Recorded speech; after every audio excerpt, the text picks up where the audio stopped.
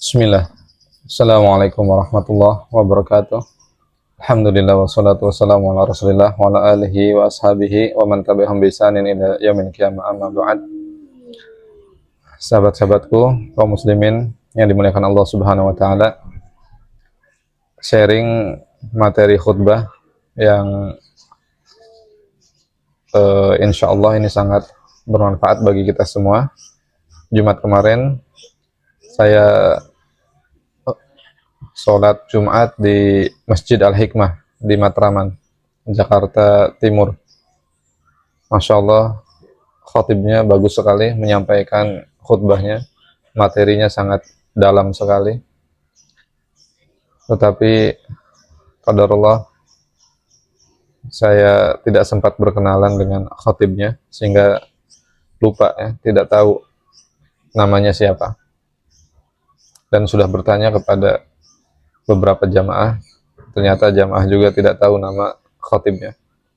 Tetapi yang paling penting adalah kita mengambil manfaat dari beliau, dari apa yang beliau sampaikan.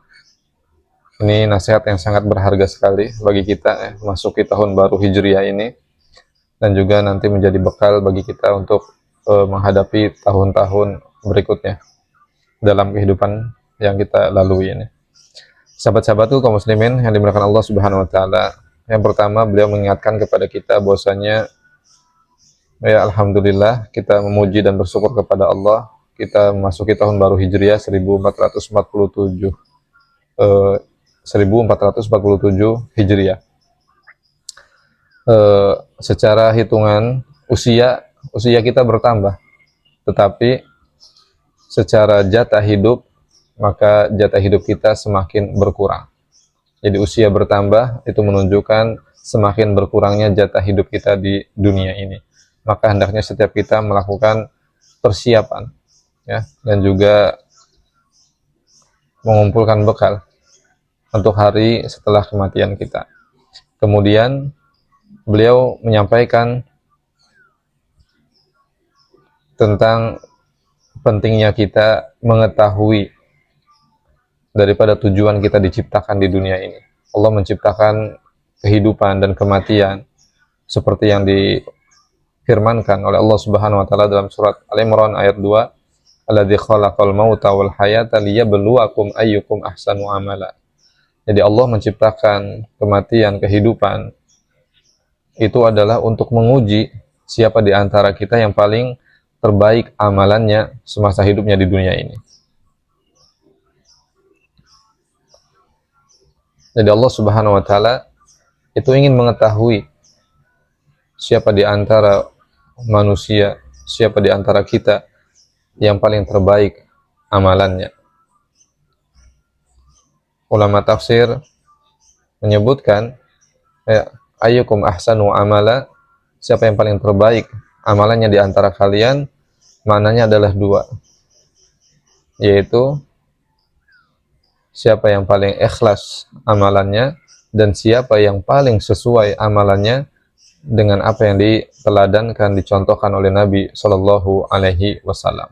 Jadi amalan yang terbaik itu adalah amalan yang ikhlas dan amalan yang ittiba, mengikuti contoh dari Nabi Shallallahu Alaihi Wasallam. Kemudian sahabat-sahabatku kaum muslimin yang dimuliakan Allah Subhanahu Wa Taala, khatib mengingatkan di sana ya, bahwa kelak kita semua akan mati.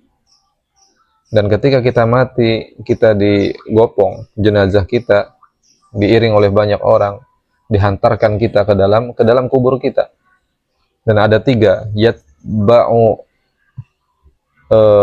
al-mayyit salasa.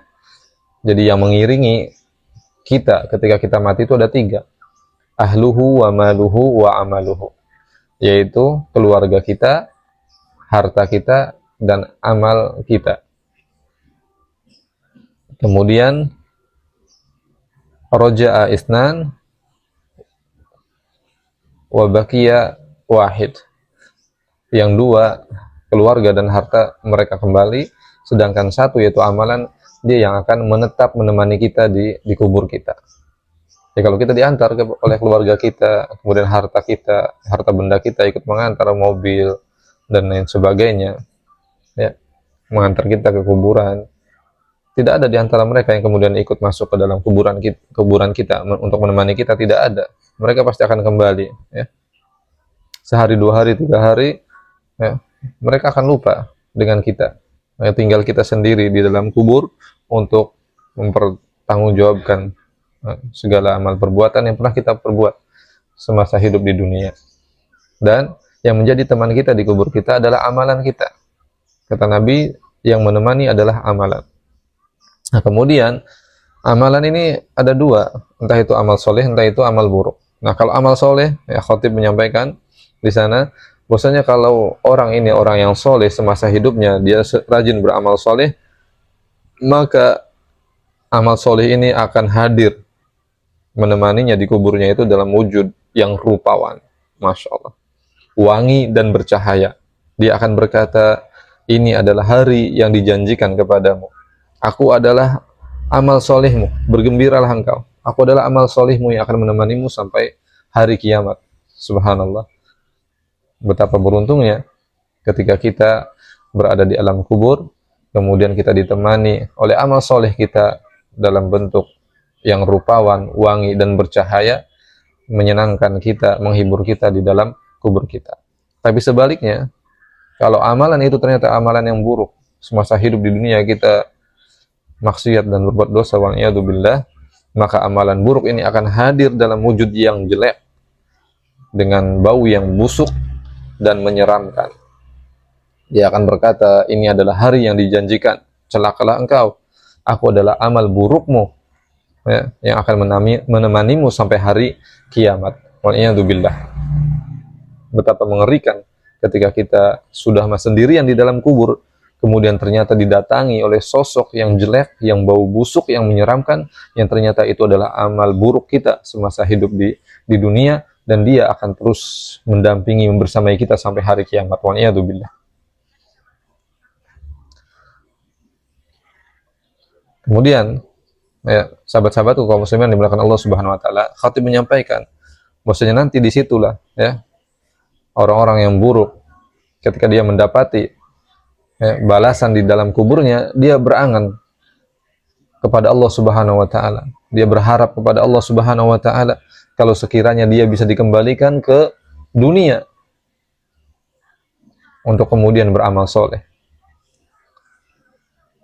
Qala rabbirji'un. Dia berkata, ya Allah, rabbirji'un, ya Rabb, kembalikan aku ke dunia, la'alli a'malu salihan fima tarakt. Mudah-mudahan aku bisa beramal soleh, ya, amal soleh yang dahulu aku tinggalkan. Ya Allah, kembalikan aku ke dunia, aku ingin bisa beramal soleh yang mana dahulu aku tinggalkan. Kemudian kata Allah, kalla in, sama sekali tidak mungkin dia akan dikembalikan. Wa min waraihim barzakhun ila yaumi yub'atsun. Itu hanya ucapannya saja, angan-angan belaka saja yang dia ucapkan, dan di antara dia itu ada barzakh, pembatas antara alam kubur dan alam dunia. Tidak bisa, ya, dia keluar dari alam barzakh itu sampai hari nanti dia dibangkitkan. Allahumma ya Allahumma salim, Allahumma salim, Allahumma nas'alukal afwa wal afiyah, Allahumma inna nas'alukal mu'afa fid dunya wal akhirah.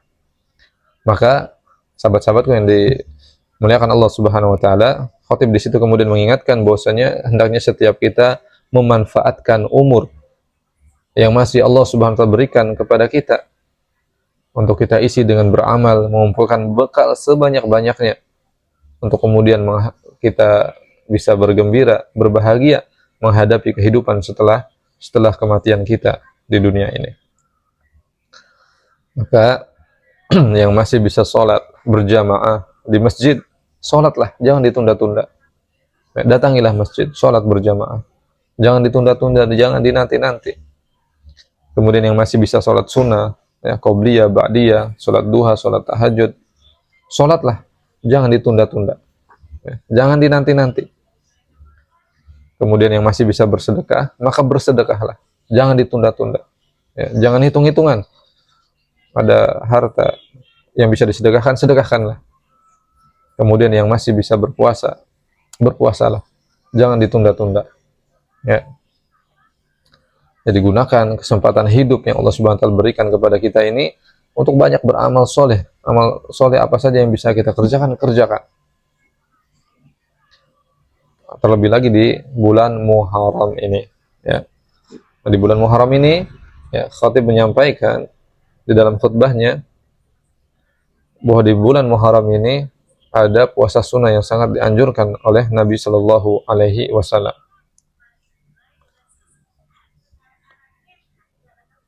Ada 3 tingkatan. Kalau ingin sempurna, maka puasanya yaitu 9 Muharram, 10 Muharram, 11 Muharram. Ini sempurna. Ya. Kemudian kalau tidak bisa, maka 2 hari, yaitu 9 Muharram dan 10 Muharram.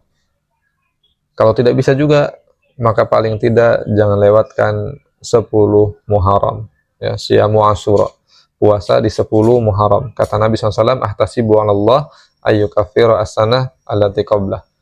Jadi Nabi SAW mengabarkan kepada kita tentang pahalanya puasa 10 Muharram atau puasa Asyura itu bisa menghapus dosa setahun yang lalu. Masya Allah, kita mendapatkan jaminan dari Allah Subhanahu Wa Taala bahwa dosa kita setahun yang lalu itu akan dihapuskan oleh Allah Subhanahu Wa Taala oleh sebab puasa yang kita kerjakan di 10 Muharram yang disebut Syiamu Asyura.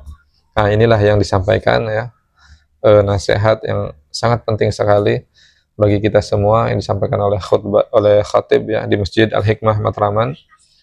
Mudah-mudahan Allah memberikan balasan kepada beliau dengan balasan yang terbaik. Jazakallahu khairan wa barakallahu fih.